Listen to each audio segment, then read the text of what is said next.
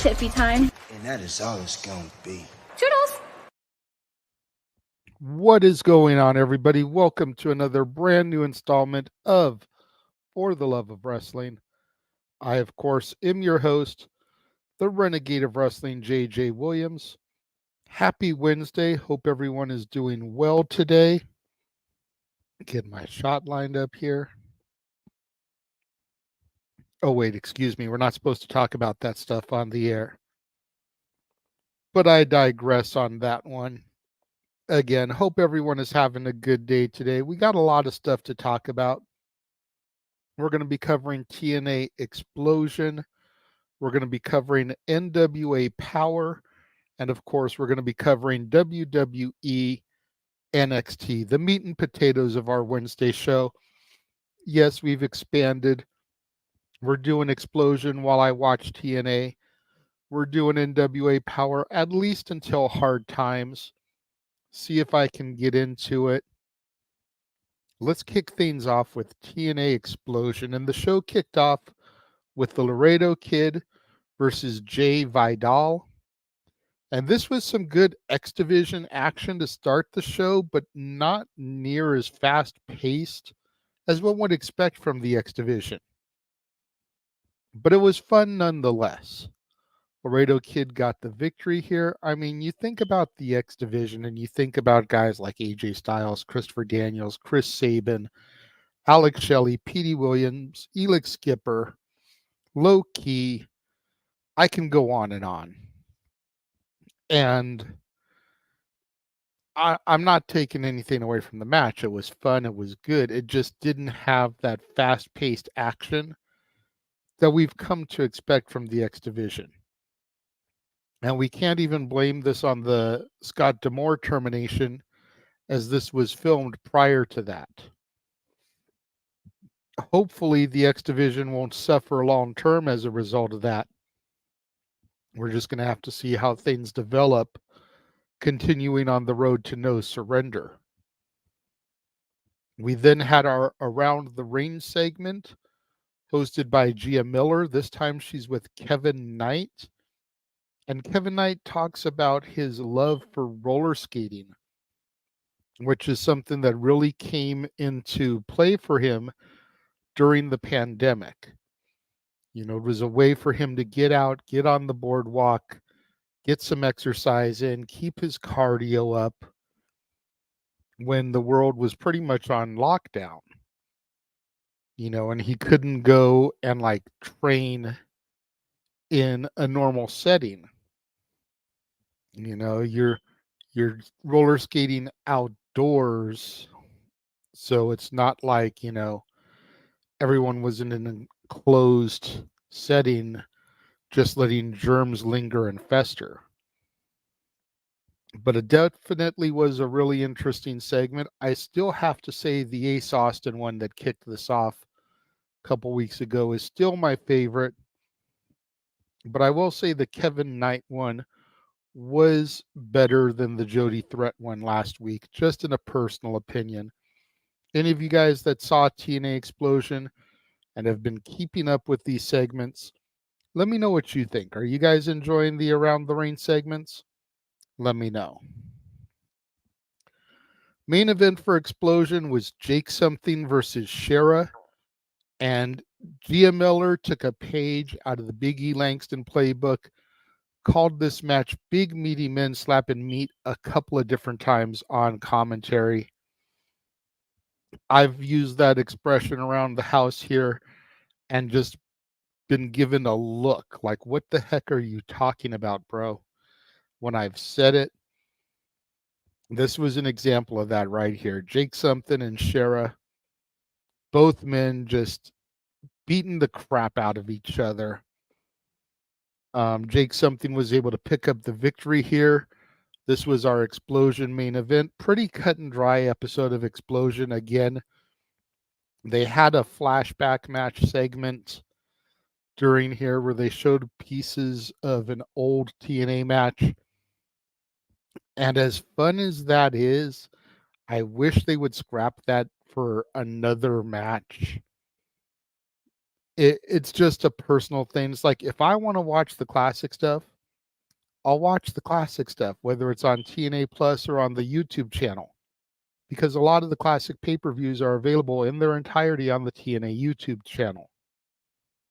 Don't take up my time of a TV show with a classic match. Thankfully, this is on YouTube each week, so I just fast forward that. But it's like, if you want to keep my interest, TNA Wrestling, throw another match in there. Let's see some matches on Xplosion that actually have some meaning towards them. Maybe put the Digital Media Championship matches on Xplosion because it's on YouTube. It is on a digital media platform. Have the Digital Media Championship defended every other week on YouTube. And I say every other week because they usually do 2 tapings at once. So we don't want to burn our champion out and have them working every week, twice a taping. But every other week, once per taping, let's see the TNA Digital Media Championship get defended. It's a digital media platform. Let's see some contendership matches here that we can then parlay into a title shot on Xplosion or at a pay-per-view PLE event. Just some thoughts there for TNA Wrestling. What do you guys think? Let me know in the comments. All in all, it was a good show. I would give it an 8 out of 10. If you guys watched it and saw it, leave your thoughts in the comments. Let me know how you felt. Going to take a quick commercial break. And then when we come back, we're going to discuss NWA Powerrr. Stay tuned.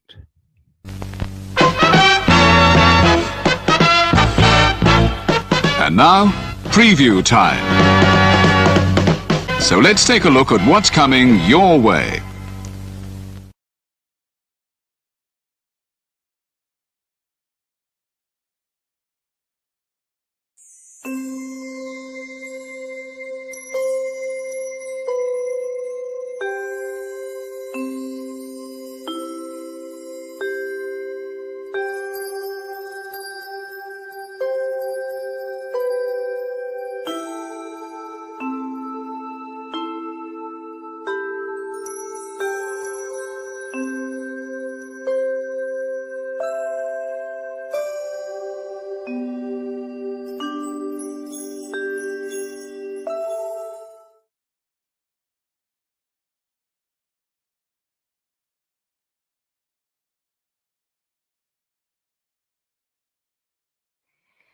And we are back. Shout out to Datilla popping in during my Xplosion review, as this is her TNA. We haven't quite gotten to my NXT yet, but stay tuned. So moving on, NWA Powerrr. This was the second episode of the CW era. All in all, before we get into the meat and potatoes here, I gotta say that it was a pretty solid show from NWA. We started out with the Southern Six versus Trevor Murdoch and Mike Knox. Of course, Trevor Murdoch used to run with one Garrison Cade, Lance Cade, may he rest in peace, back in WWE.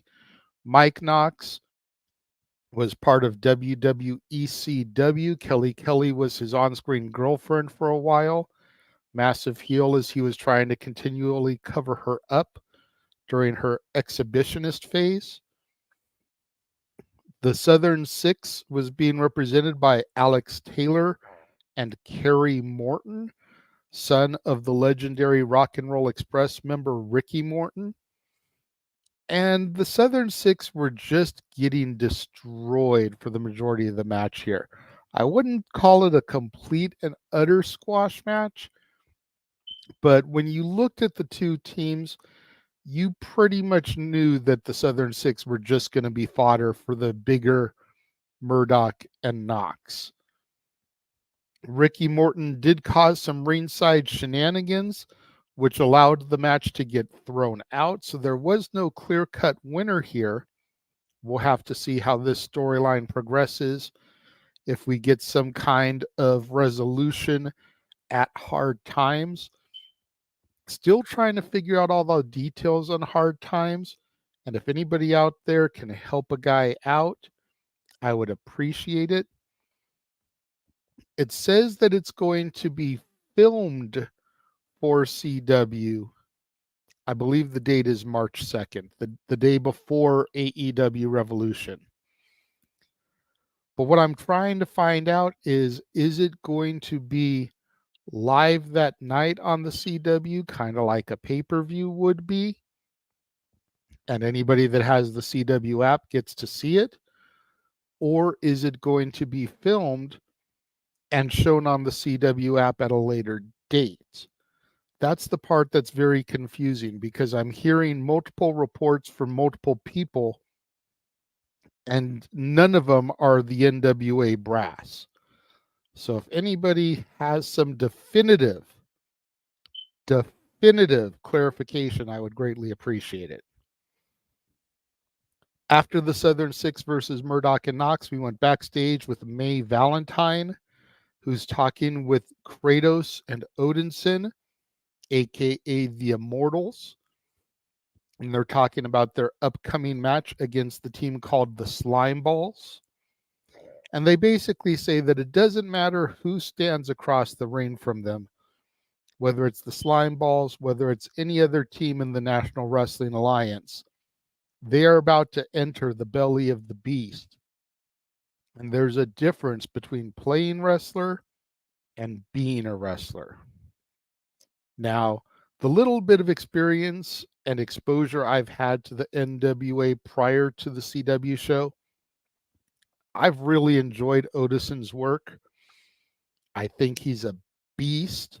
So I'm glad to see that he has some gold at this point in his career. I didn't see where he won the belts with Cronus, but I'm just glad that he has some gold. Nothing but a huge upside for Odinson as long as he can keep himself clean. Don't fall into some of the same traps and vices that other pro wrestlers have.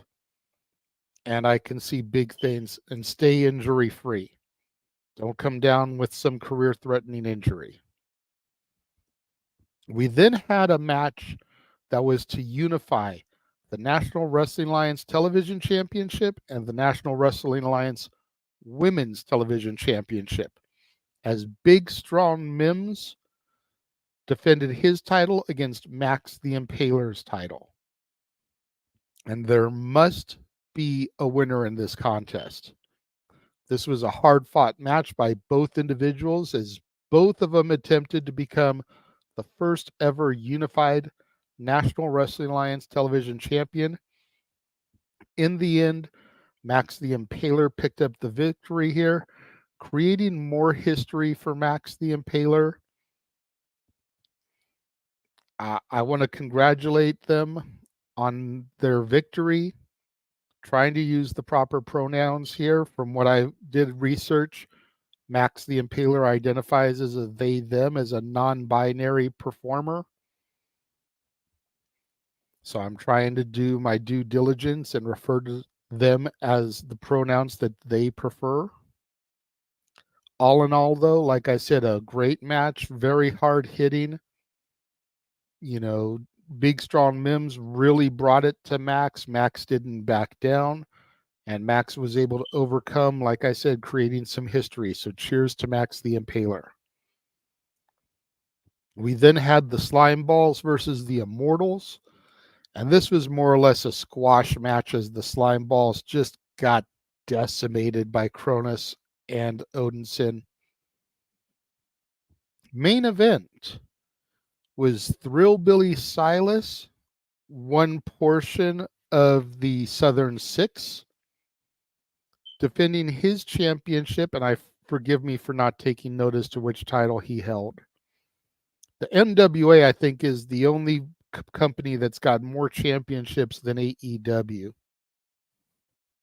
But Thrillbilly Silas was defending his championship against Burchell, who you guys might remember better as Paul Burchill from WWE.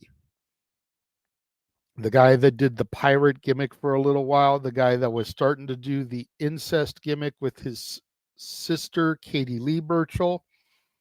Shout out to Katie Lee / Winter. Big fan of hers. Been able to do some work with her in the past. Actually got to interview her once upon a time when she was having a match in the World Independent Ladies Division, or Wild Wrestling, which Jeff Meacham was a part of back in the day. But Paul Burchill, they kept saying that this was his first match in like 13 years. Maybe on the main stage that's accurate, but according to my research, he was on the indie circuit back in 2018. So this was really his first match in 5 years. But still, just to see Paul Burchill back on television again, I thought was so cool. I always liked Paul Burchill and his gimmick, whether he was Pirate Paul, whether he was with Katie Lee. I thought Burchill had a tremendous talent, so it's cool to see him back on the main stage, even though some people would say NWA is not the main stage. It's still a television program. Regardless, Burchill brought the fight, but Thrillbilly Silas was able to keep his championship in this one. Honestly, not a surprise. You know, I don't see any of these major championships changing hands until we get to Hard Times. The unification match was one thing. I feel like they probably felt they had to do something major for the CW in their first couple episodes to really try to draw traffic to the CW app and to the program. And that's probably why they did the unification match the way they did and when they did it. But other than that, I don't think we're going to really see any title changes, at least until Hard Times. Did any of you guys watch NWA Powerrr on the CW app? Let me know in the comments. Let me know what you guys thought. Going to take a little bit of a more extended commercial than the last one. Going to show you guys what you can find every Tuesday on Statboy Sports Bar. And when we come back, we are going to get into the meat and potatoes of Wednesday's show. And the reason that I know Datilla is here still watching, NXT. We will be right back.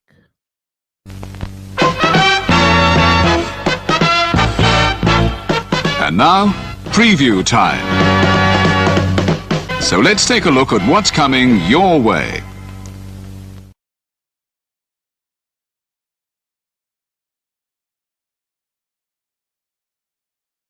You ever wanted to come into a sports bar where the barkeeps know their game? Well, the Jeff Meacham Network Multiverse of Media has got a production just for you. Sit down and relax as the Stat Boy and his partner break down the statistics in all things sports. Whether it's football, basketball, motorsports, baseball, hockey, soccer, professional wrestling, mixed martial arts, boxing, and much, much more. All are welcome. Your barkeeps here keep you up to date and in the know of everything going on in sports, while also having a pleasant conversation about it all. Your host and owner of the bar, Stat Boy Mike.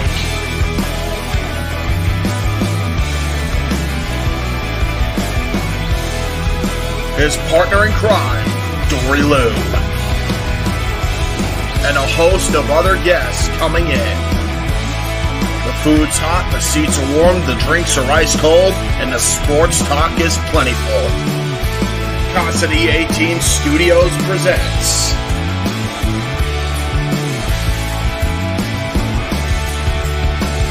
Stat Boy Sports Bar. Take a bar stool and enjoy the show.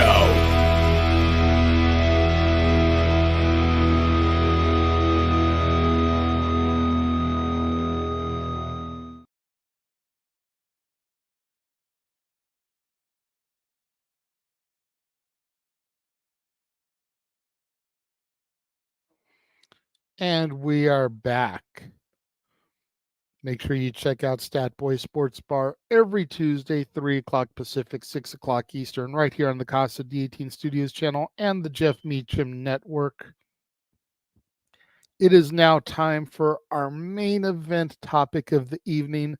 The reason Dattila is still here watching WWE NXT. Show kicked off with Oro Mensah and Noam Dar kind of chilling backstage in the locker room. Mensah's got the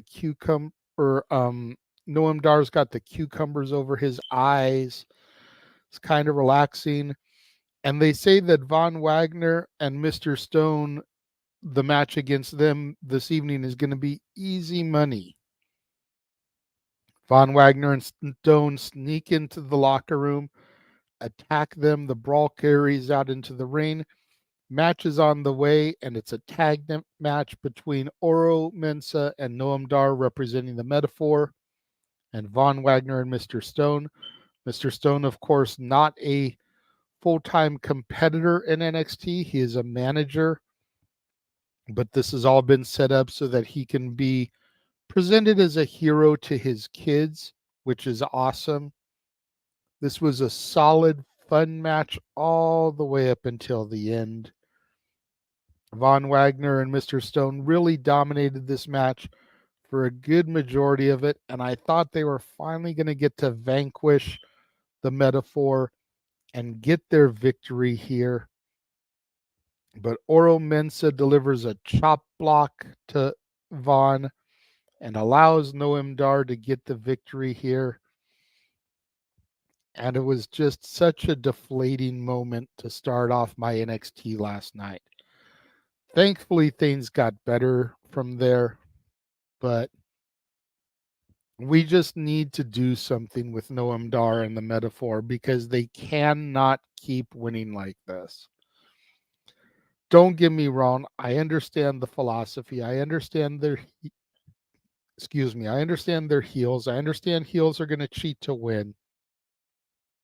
But the Metaphor as a collective just aren't over. Jakara Jackson and Lash Legend are over. Noam Dar and Oro Mensah are not over. So we need to do something with these guys here to get them over, and nothing they're doing is working. And this forced victory run that they're on just isn't helping things any, in my opinion. We then went backstage, and Chase U was getting all of their stuff back now that the calendar sale has saved the university. Andre Chase University was getting their podium back, their desks back. The students were sitting at the desks. Duke Hudson was given back his MVP trophy. It was such a powerful moment. Andre Chase got the class riled up, had them chanting for JC Jane, who of course helped to save the university via the calendar sales. So popular that they sold out at the Arena for Vengeance Day, sold out online that day, restocked them. They sold out again in about an hour, and they haven't been restocked since.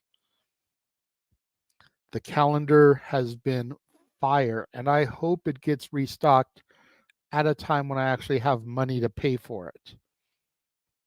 As all this is going on, Adriana Rizzo from the family comes in, and JC Jane gives her an envelope of money because, of course, part of the whole issue with Chase U was they owed the family some money. So she pays off Adriana Rizzo, and Rizzo's like, hey, this feels kind of heavy. Normally they'll comment if something feels light, and there's not enough money in there. But Rizzo comments and is like, this feels kind of heavy. And JC tells her, the calendar did better than projected, so she threw a little something extra in there for Rizzo. Of course, Rizzo is a part of the calendar. She has missed November according to what they said at Vengeance Day. So I'm sure that little extra that JC threw in there was just, for kind of helping to participate with the calendar sales.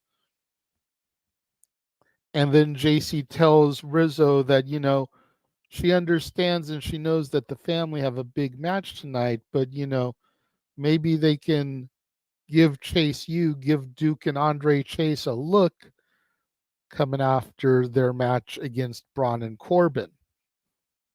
Rizzo said she'd see what she could do.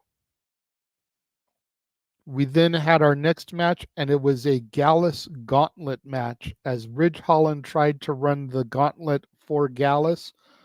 Of course, Ridge has been trying to get a 3-on-1 match from general manager Ava Rain for a minute, and she won't give it to him because she wanted to protect him, but she did negotiate a gauntlet match.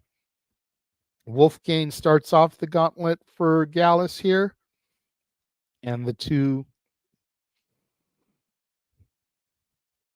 men really take it to each other here in the early going.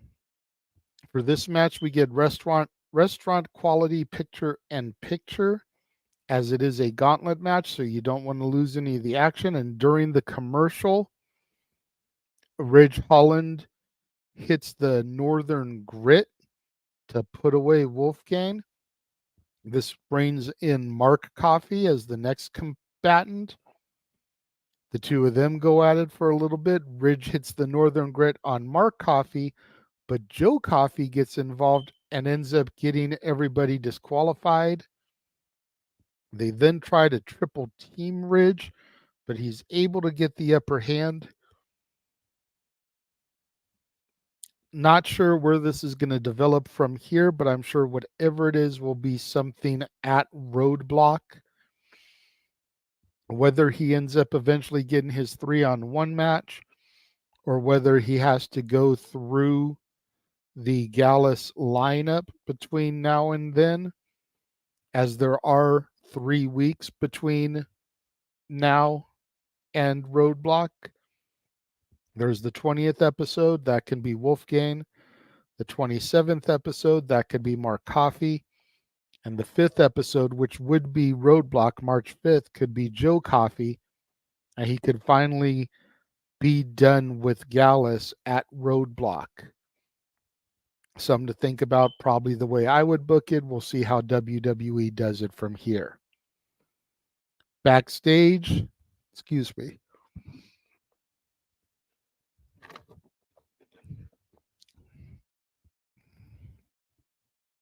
Backstage, Von Wagner and Mr. Stone encounter Lexis Keene. And Lexis Keene tries to divide the duo by telling Mr. Stone that, if you ever want to get behind a winner, if you ever want to manage a winner, I'm right here. Definitely trying to bring a little dissension, because I'm sure that a manager would get tired of backing a loser all the time. And Von Wagner does seem to have a better loser's record than he does a winner's record. Again, we'll see what goes down from here. Maybe we'll end up building towards Von Wagner and Lexis Keene at Roadblock. We then have the No Quarter Catch crew backstage, kind of toying with, checking out, messing with Noam Dar's Heritage Cup. And Noam Dar comes in, finds them back there, and gets really, really upset. He's like, you can looky, but no touchy. And again, something just needs to be done about Noam Dar, because he's a black mark on the overall NXT presentation.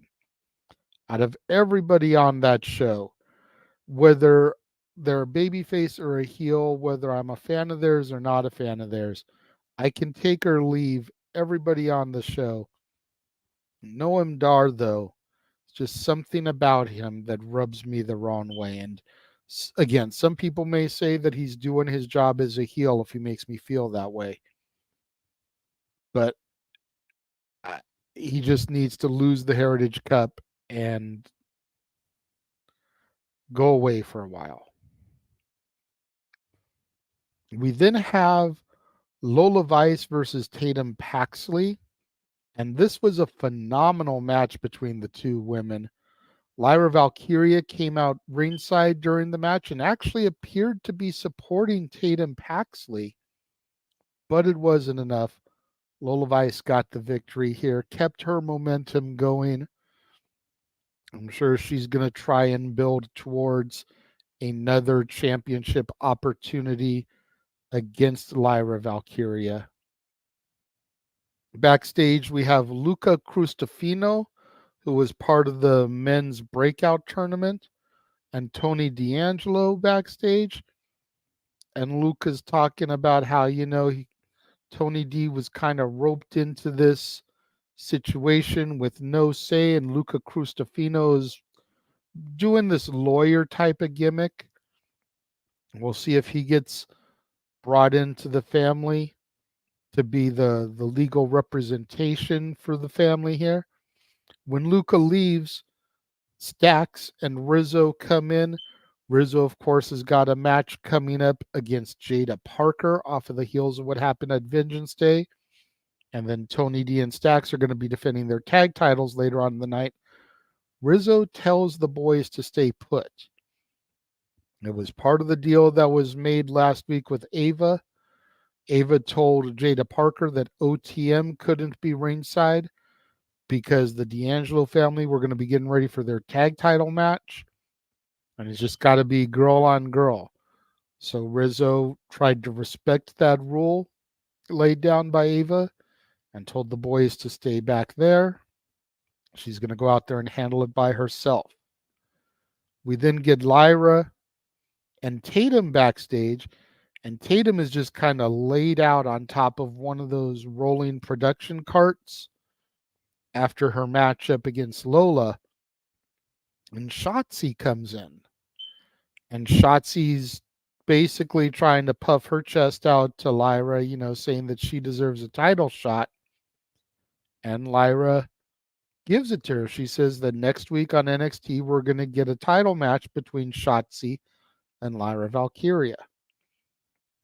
Definitely looking forward to that. I am going to throw this little spoiler out there. So if you don't want to hear this spoiler, go ahead and mute or fast forward about 30 seconds in 3, 2, 1. Rumors are coming out that during the taping last night, once the live feed was over, Shotzi injured herself. I believe the report is her leg during her match with Lyra Valkyria. What this is going to do for her Elimination Chamber match that's supposed to happen on Friday, not sure. Who she'll be replaced by, don't know. Will they be able to tape her leg up and have her wrestle and do an injury angle? Not sure. But her match against Lyra, she seemed to injure herself, and the match had to be stopped mid-match as a result of it. Back to regular conversation now in 3, 2, 1. We then go into Adriana Rizzo versus Jada Parker. And this was a hard-fought women's match between two women who are still really trying to prove themselves in my NXT. Both ladies brought the fight, but on this night, Rizzo fell to Jada Parker. The crowd had me cracking up because they were chanting Miss Parker for Jada Parker. Of course, a little nod to Friday and Miss Parker there. If you've never seen Ice Cube's Friday, you need to watch it. Pay attention to Miss Parker. Pay attention to those couple of scenes and you'll understand why the crowd was chanting that towards her. It was pretty funny. We then had a Dijak vignette where he was kind of watching back the footage of last week's match, which incised him, and we would see him react later on in the evening. We then had Braun Breaker and Baron Corbin backstage getting hyped up for their title match later on in the evening for our main event. And Baron Corbin actually promises Braun that if they win the titles, he will recognize and acknowledge them as the Wolf Dogs once, just for Braun. Next match is Carmelo Hayes versus Joe Gacy, and this was a tremendous match between Gacy and Melo. The only downside in this match was its predictability, as you knew Melo wasn't going to lose after just turning heel. Melo needed to get the victory so he could keep his momentum going. There were chants of "you sold out" to Melo. The crowd was firmly behind Joe Gacy, which was such a trip to hear considering the way the schism was just reviled not that long ago. But it just shows that time can change for everything. Post-match, Dijak came out and attacked Gacy with a baton, trapped him in a straitjacket, which Joe Gacy seemed to enjoy. We then go backstage, and Kaylani Jordan, Brinley Reese, Lash Legend, and Jakara Jackson are all in the locker room. And this is basically Kaylani Jordan and Lash Legend going toe-to-toe here.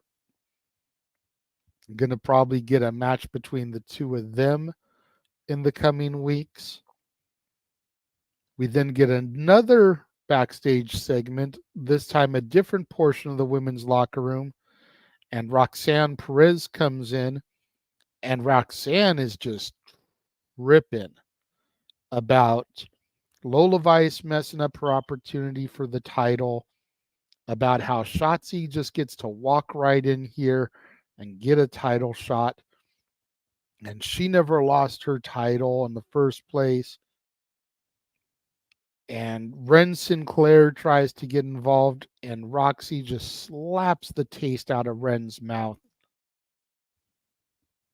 Just great television here. Definitely a little bit more on the dramatic end, which I know the simple man Noah Foster doesn't care for the dramatics, but good storytelling nonetheless. We then had Obafemi come to the ring, our current North American champion, and he cut a promo, and Lexis Keane interrupts him, basically saying that if it wasn't for Lexis Keane weakening Dragon Lee, Obafemi wouldn't have been able to cash in his breakout tournament title shot and dethrone Dragon Lee. So as a result, Lexis Keane feels that he's owed a championship opportunity. When will that occur? I don't remember if they set that up for next week or if they're holding off on that, maybe for Roadblock. But either way, that match will definitely be coming here shortly. We go backstage, and Briggs and Jensen, we don't really see what happens. Just we come backstage, and Briggs and Jensen are throwing punches at each other. Hank and Tank are back there. There's a couple other people back there trying to break them apart. And Briggs and Jensen are just going at it. I hate to see this, but at the same time, like I said last week, Briggs was right, and giving Jensen that tough love. There's a lot of people in the PC that would love Jensen's spot. He needs to just stop being such a whiny bitch about things and step up. Show who he is. We then got Kiana James versus Brenley Reese. And Brenley put up a good fight, but she did not stand a chance against Kiana James. Maybe in time, I definitely see some promise in the future of Brenley Reese. But Kiana James is just too solid of a performer right now, much in the same vein that Tiffany Stratton was a year ago. I definitely see Kiana making it up to the main roster by the end of the year. We then go backstage to Ava and Roxy wants a piece. She wants the title. She wants another shot at Lyra, but Ren Sinclair has already asked for a shot at Roxy. And Ava basically tells Roxy that if she can beat Ren, then she'll get an opportunity to get back in the title picture.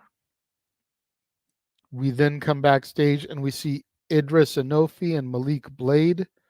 And they're waiting for Brindley Reese to come back through the curtain because Brindley Reese has been there with positive words and affirmation for Blade and Anofe in recent weeks. They want to try to be there for her. She comes back through the curtain and she's fine. You know, she still has a positive attitude. She hasn't been deterred. She still sees the light at the end of the tunnel. And it really kind of wakes Blade and Anofe up to the way they need to be presenting themselves going forward. Main event was for the tag team titles as the D'Angelo family defended against the Wolf Dogs. Braun Breaker and Baron Corbin made the most of their opportunity. They defeated the D'Angelo family to become the new NXT tag team champions. And I've been seeing a lot of people in chat rooms that I'm in that are like, well, so much for Braun's call-up. They just put the titles on them. So much for Braun's call-up. Y'all, you're doing the same thing that the fans did when it came to Rock, Roman, and Cody a couple weeks ago. Let it cook. I am willing to bet money. And granted, I don't have a lot to bet, but I am willing to bet money that Braun and Corbin are not going to be long-term champions.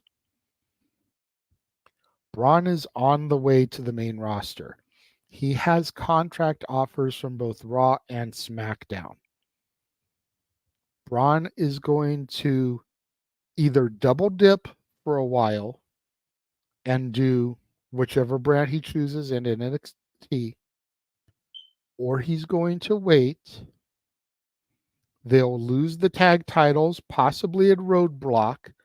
Yes, I realize that's just a couple weeks away, but they'll lose the titles, possibly at Roadblock, build to a story where it's Corbin versus Braun at Stand and Deliver, and then Braun will move on to the main roster. Even going as far as to where Braun could potentially wrestle on the WrestleMania main card. A lot of people say they'd like to see Braun versus Gunther and have Braun dethrone Gunther. If Braun wrestles Corbin at Stand and Deliver, there's no reason Braun versus Gunther can't be on night 2. Assuming he picks Raw. Just throwing that out there. Let it cook, y'all. He is still going to be coming to the main roster. And it wouldn't be the first time we've seen someone double tip. Dominic Mysterio was double dipping for a while. Dolph Ziggler was double dipping for a while. Hell, Braun Breaker defeated Dolph Ziggler for the NXT Championship on Raw. It's not like we can't get a little double dip action going on here. Becky Lynch was double dipping for a while. Just because Braun became tag champion doesn't mean he's not going to the main roster, y'all. Seriously. That just about wraps things up for today. We are going to take another brief commercial, show you all the upcoming watch-alongs that are going to be coming up across the multiverse of media here. And when we come back, we'll get to the shills and we'll get out of here. See you in just about a minute.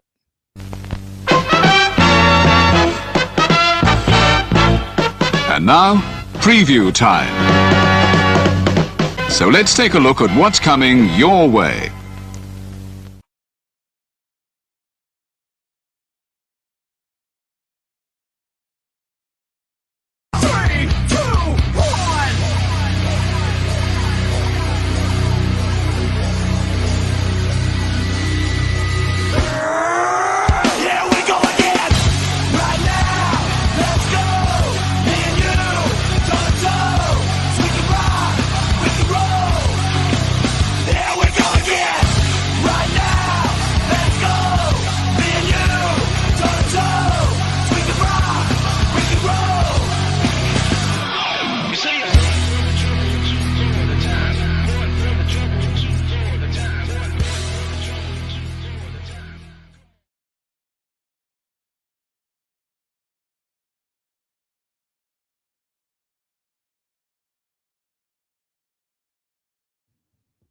And we are back. So you saw it there, all the upcoming watch-alongs. We've got a bunch of them coming for you here in the next couple of weeks. Kicking off Friday, February 23rd with TNA No Surrender, Simple Man Noah Foster, and Dattila on the call. Of course, you saw Dattila in the chat room here earlier commenting on TNA Xplosion. The next day, we will be doing our watch-along coverage of the Elimination Chamber.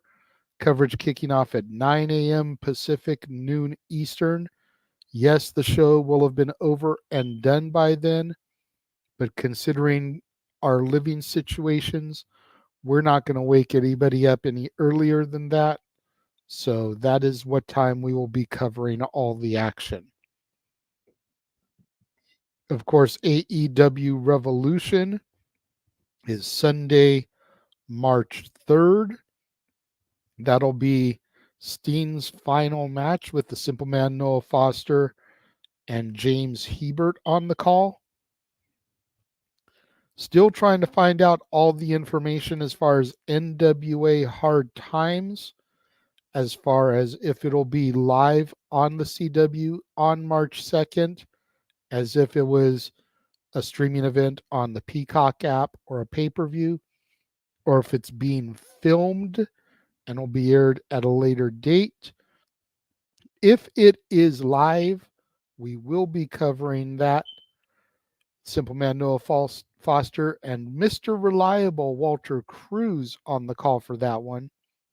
If it is taped for a later air date, then once we get the information of the date that it'll be aired, we will let you guys know and we will cover it then. NXT, of course, returns Tuesday, March 5th for Roadblock.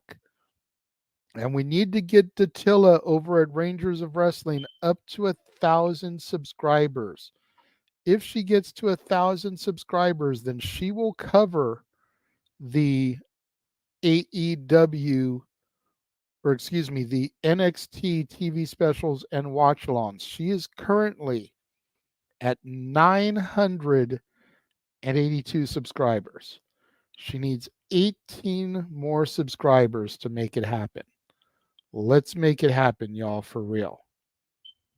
And then AEW Big Business, a Dynamite TV special, Wednesday, March 13th, 4:45 Pacific, 7:45 Eastern, live from Boston, Massachusetts. Of course, the rumored debut of Mercedes Moné. Make sure you tune in later on today for the Greg Cherry Show, live on the Greg Cherry brand as well as the Jeff Meacham Network. Check out all the shenanigans in store over there. 4 o'clock Pacific, 7 o'clock Eastern. Greg Cherry, Matty Laws, probably Jeff Meacham. And then this Saturday, open mic night. May end up causing a lot of bad blood between some of the panelists, but we will be doing Taylor Swift karaoke. We were supposed to be doing Clash of the Couples which unfortunately had to get canceled due to lack of confirmation from some of the couples that Jeff wanted to be on it. Instead, as a result of the Kansas City Chiefs winning the Super Bowl, Taylor Swift karaoke on open mic night. You're not going to want to miss out on any of that. Of course, make sure you tune in tomorrow. Same bad time, same bad channel, as I give my thoughts for AEW Dynamite. And until then, thank you guys for tuning in and joining me, and I will see you guys tomorrow. The Jeff Meacham Network's Multiverse of Media.